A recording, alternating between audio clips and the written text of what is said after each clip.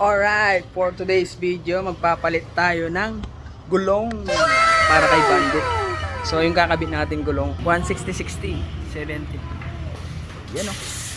Kapalitan natin tong gulong niya kasi tignan nyo naman may bukol na, di ba? Tsaka pudpud na.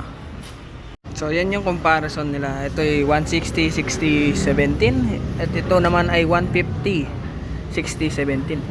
Malayo, di ba? Lapad-lapad nito. Compare nyo dito. Yun, hindi ko lang alam kung baka tatama rin sa racing arm. Hindi naman siguro. Sige, tara, kabit na natin to. Let's go!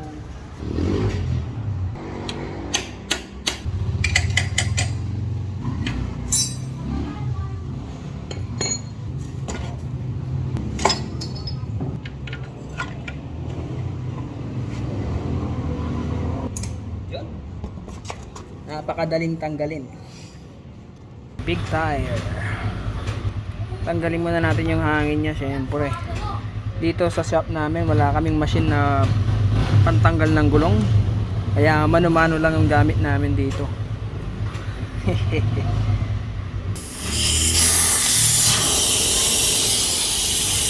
Iyan may crack na. Palitan na rin natin to. Tanggal na. Tanggal na yung kabila. Kabila naman.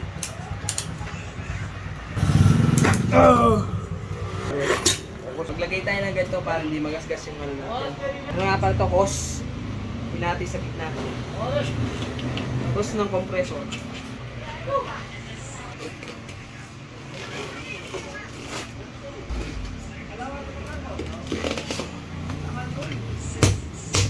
Mano-mano.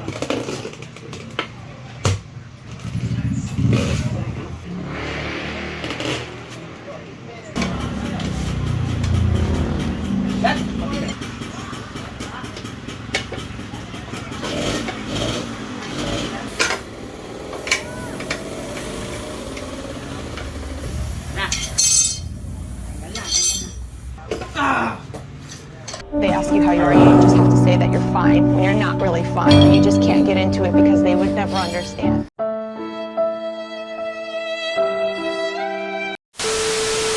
So yun, tinanggal ko na yung pito niya, pinutol ko na lang kasi luma na. Kapalit tayo ng bago. Ganyan lang yan, pasok nyo lang dito, then hihilahin nyo hanggang lumabas. So yun, bago natin ikabit yung gulong natin, lagyan natin siya ng langis dito sa gilid, ganyan.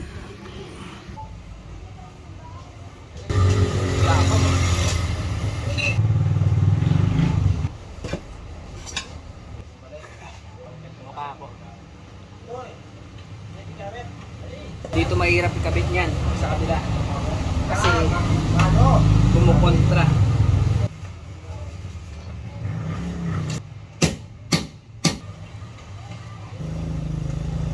Yeah, okay, nakabit na natin kaso nagasgasan lang ng konti. Yan, hanginan na natin. Alright. Ayaw. Lapat na yung kabila, diyan pa.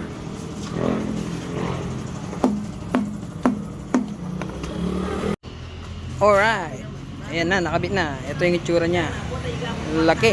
Napakalaki. Oh. Ito yung dati niya. Malaki. So habang nakakalas na yung ating gulong, papalitan ko na rin pala yung kanyang monoshock. Kasi sira na tong monoshock natin. Okay, kakalasin ko muna to. Ay. So ito na pala yung ating natanggal ko na. Hindi ko na nabidyohan kasi nahihirapan ako magkalas eh. Ito yung stock natin, suspension. Nakabalot siya ng basahan. At marami siyang goma para stopper. Nirepair ko lang kasi to. Wala pa akong pampalit nun eh. Yan, nakabili ako. Ito. Yan pogi. Pang nga pala to. Walang pambandit talaga eh. So nagganap ako ng ka-size niya. At yung nahanap ko ay CBR 150. In-order ko na to sa Lazada. Yan, kabit na natin. Singaba lang yan, guys. Parehas na parehas. So yan pala yung ginagawa ko, nilalagyan ko siya ng basahan para di siya maputikan. Ang galing! Ang galing! Kasi pag naputikan yung shock natin, nagagasgas minsan doon sa mga buhangin. Meron naman nabibili ng balot dito kaso ako wala akong pambili. Wala akong nabili. Kaya yan, basahan. Pwede naman. Okay, kapit na natin. Ito na.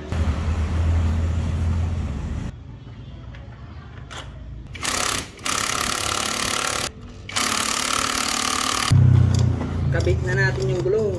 Angat, angat, angat. Angat. Sige ba? Yan. Ge. Ambay na.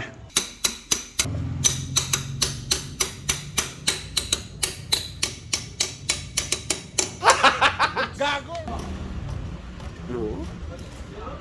Ayos na. Patok.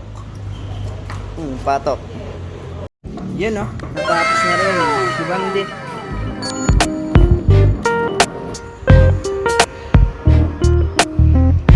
Yan oh, napakalaki. Talagang pumogi ng lalo si Bandit.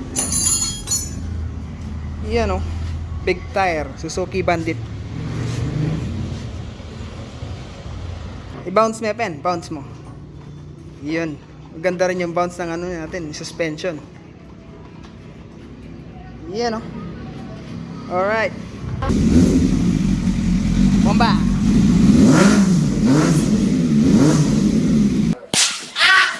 Maingay. Sigla na Darwin. Kasyang kasya pa dito sa ating swing arm oh. Sobra pa. Yan oh. Goods na goods to. Napakalapad. Nagmukha talaga siyang ano, big bike na malaking gulong. Yan oh. Hindi ka mukha nung stock niya, ano lang. 140 yung size niya. Ito, mas malaki. Mas maganda. Road test.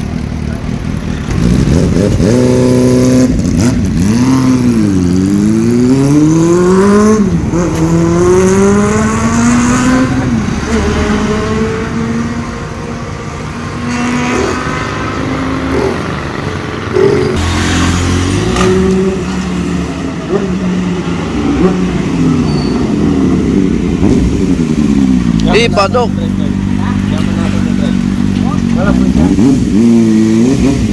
Ayos siya, ayos. So yun, ayos na, ayos na. Ayos naman performance ng ating gulong at saka yung kanyang ano, nabili kong suspension. Ayos na ayos. Walang problema. So that's it for our video for today. See you guys on next vlog. At sa next vlog, itatry natin tong gulong natin pang ano. Tignan natin kung maganda talaga. Pero sa feeling ngayon, yung road test ko kasi siya, maganda naman yung performance niya. Napakaganda, ayos na ayos. Big tires, Suzuki Bandit. Alright, bye bye.